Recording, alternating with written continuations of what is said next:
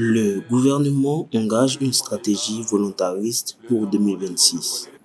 Renforcer les recettes propres, attendues en hausse de 11,18%, soit 206,80 milliards de francs CFA. Les régies fiscales se voient assigner des objectifs élevés. La Direction générale des impôts et des douanes, 79 milliards de francs CFA, soit plus de 12% par rapport à 2025. La douane, 75,80 milliards de francs CFA, un record depuis 7 ans, mais cette ambition intervient alors que les dépenses augmentent et que les investissements publics reculent, légèrement de 2,6%. Face aux députés, le ministre des Finances, Hervé Ndoba, défend et rappelle la dimension collective de la mise en œuvre budgétaire.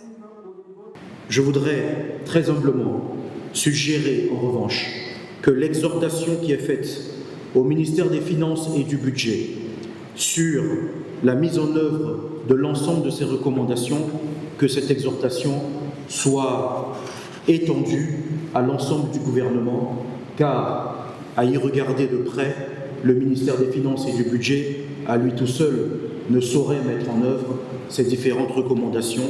C'est la question du gouvernement et je voudrais donc que correction soit faite sur cette recommandation.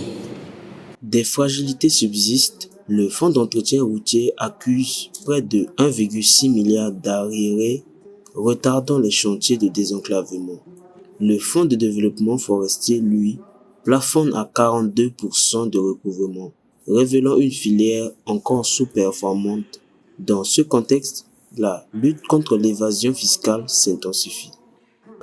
Aujourd'hui, mercredi 10 décembre 2025, l'Assemblée nationale a adopté en 137 voix pour un bulletin la loi des finances pour l'année 2026. Entre discipline fiscale, volonté de transparence et ambition de relance, le budget de 2026 s'appuie sur une équation exigeante. Le gouvernement appelle à un vote rapide pour sécuriser les programmes sociaux et les infrastructures prioritaires. Le véritable défi reste la matérialisation des résultats sur le terrain dans une économie marquée par l'informel et des attentes citoyennes fortes. 2026 dira si ce pari budgétaire peut devenir un levier durable de confiance et de croissance.